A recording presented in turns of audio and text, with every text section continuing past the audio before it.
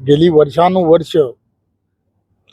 पिंपेश्वर जात असतात तेव्हा विश्रांतीसाठी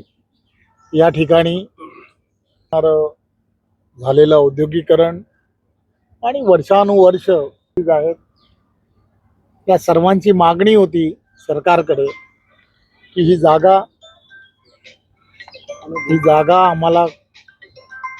आपण द्या। वर्षानुवर्ष ही मागणी करत करत असंख्य असे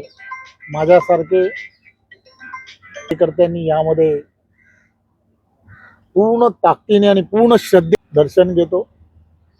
आणि तेव्हापासून आम्ही सर्वांनी संकल्प केला होता की एक ना एक दिवस